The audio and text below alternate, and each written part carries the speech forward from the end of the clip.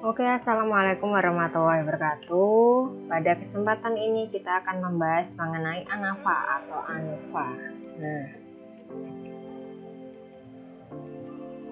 Nah, jadi ANOVA adalah Analysis of Variance. Nah, ini digunakan untuk menguji perbedaan rata-rata untuk lebih dari dua kelompok. Jadi kalau misalnya kita mau membandingkan dua kelompok, biasanya kan kita menggunakan uji perbedaan rata-rata, yaitu uji T-nya ya. Kemudian untuk lebih dari dua kelompok, misalnya kita mau membandingkan 3 kelas. Nah, misalnya kita membandingkan bagaimana sih keefektifan metode pembelajaran A, B, dan C terhadap hasil belajar siswa, maka kita gunakan ANOVA. Nah, jadi di sini uji statistik yang digunakan yaitu uji varian, uji F, dan uji ANOVA atau Analysis of Variance. Nah, berdasarkan faktor yang menimbulkan variasi, uji ANOVA itu kita bagi menjadi dua, ada uji one way ANOVA dan uji two way ANOVA. Nah, untuk uji ANOVA one way ini jika satu faktor saja yang diamati, misalnya mau membandingkan seberapa besar sih atau siapakah yang paling efektif dari metode A, B, dan C terhadap hasil belajar siswa. Nah, kemudian kalau misalnya faktor yang diamati lebih dari sama dengan 2, misalnya kita mau menguji keefektifan metode A, B, dan C terhadap hasil belajar dan motivasi, maka kita gunakan uji ANOVA two way. Nah, kemudian untuk prasyarat dari uji ANOVA sendiri, yang pertama adalah datanya harus berdistribusi normal, sehingga perlu kita lakukan terlebih dahulu pengujian normalitas. Nah, kalau menggunakan SPSS, kita gunakan uji one sample Kolmogorov-Smirnov. Kemudian yang kedua adalah memiliki varian yang sama atau uji yaitu kita lakukan uji homogenitas.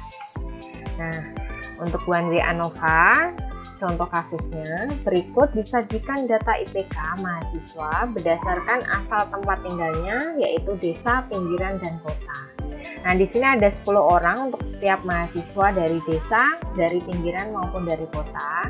Yang diminta adalah ujilah apakah ada perbedaan IPK antara mahasiswa yang berasal dari desa, pinggiran, dan kota, dan jika ada perbedaan, manakah di antara ketiganya yang memiliki IPK paling tinggi. Gunakan taraf signifikansi 5%.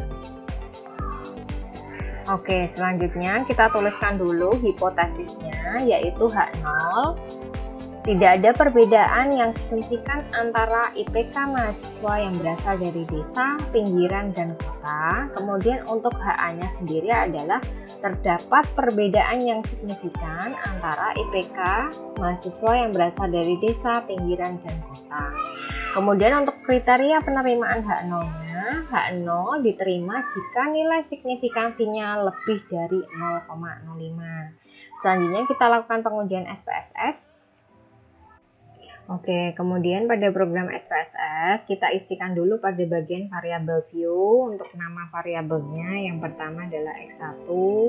Kemudian kita berikan labelnya yaitu asal daerah.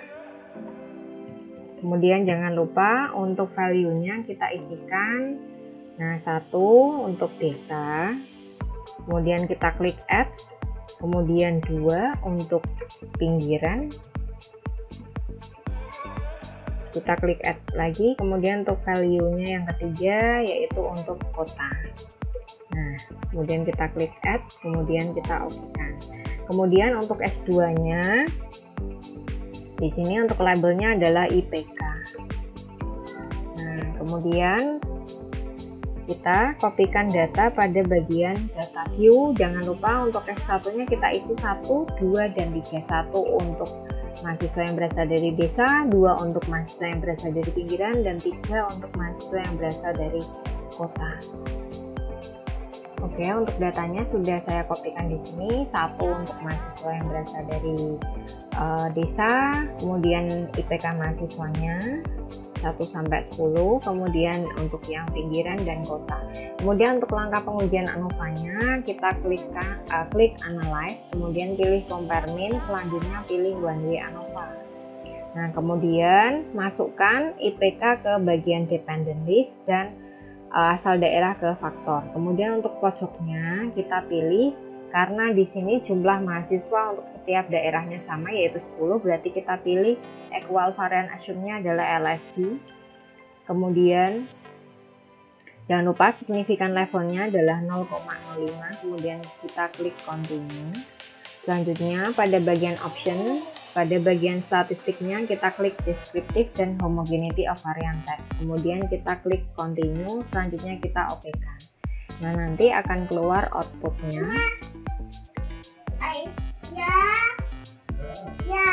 Nah, jadi outputnya akan seperti ini.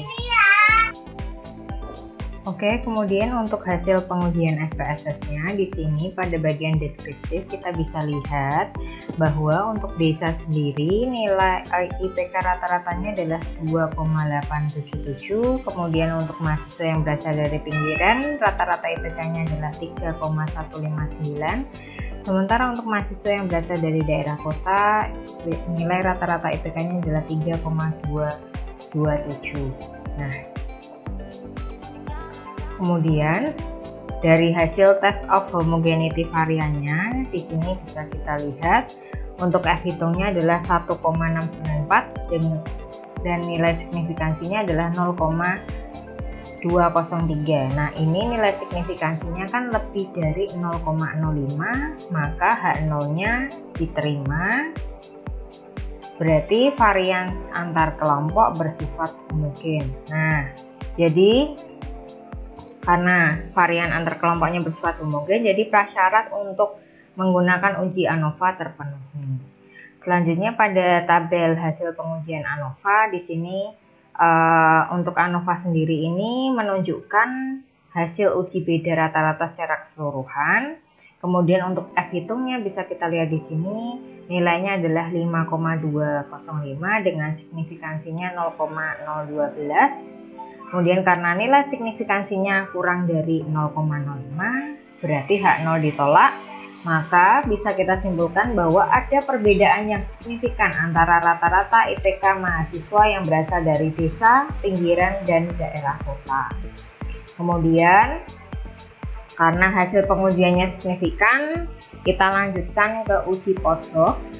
Nah, tetapi jika pada pengujian SPSS di sini hasilnya tidak signifikan, berarti berhenti sampai pada tahap ANOVA ini.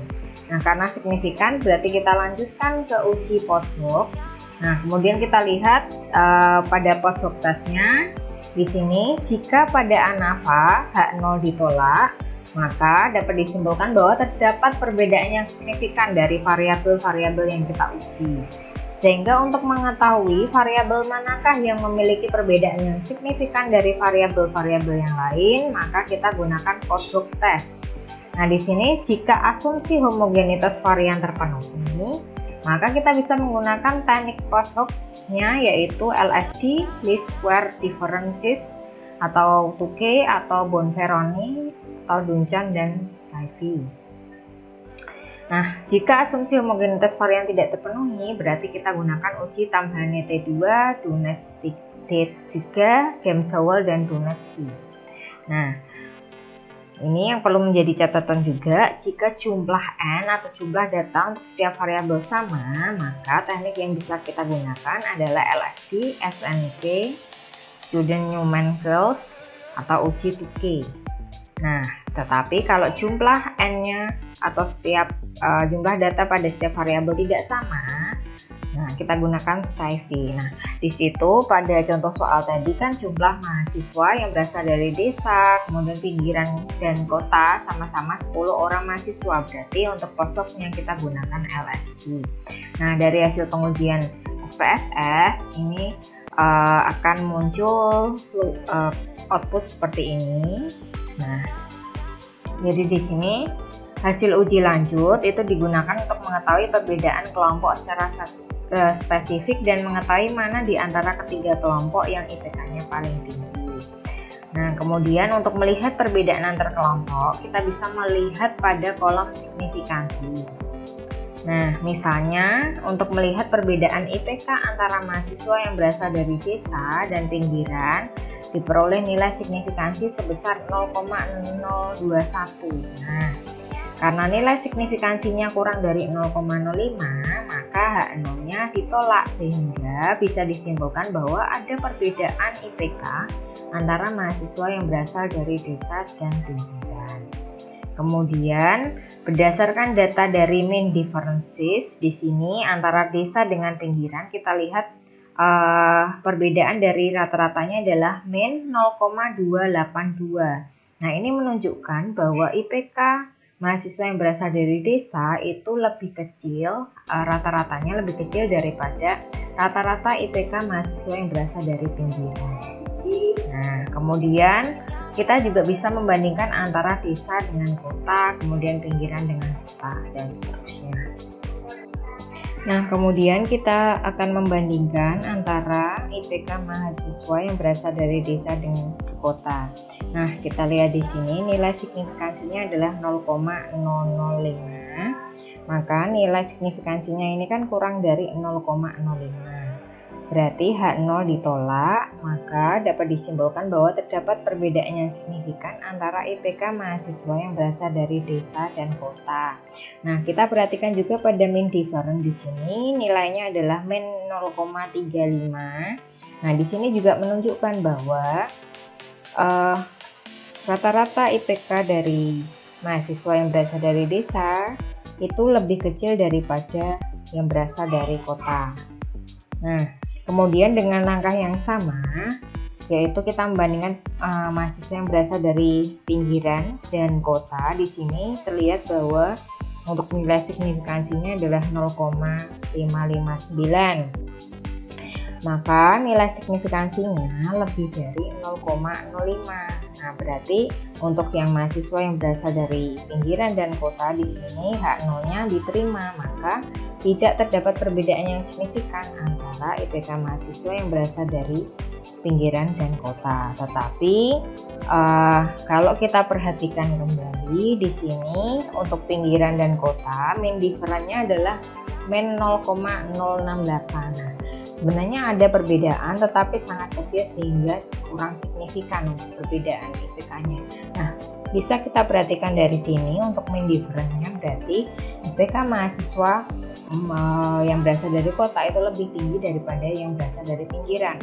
Sehingga kalau kita menganalisis secara satu persatu, kita membandingkan antara desa, pinggiran, desa, kota, kemudian pinggiran dan kota, kita bisa menarik kesimpulan bahwa untuk IPK mahasiswa yang berasal dari daerah kota itu yang paling atau yang tertinggi di antara IPK mahasiswa yang berasal dari pinggiran dan desa. Oke, semoga bermanfaat untuk materinya.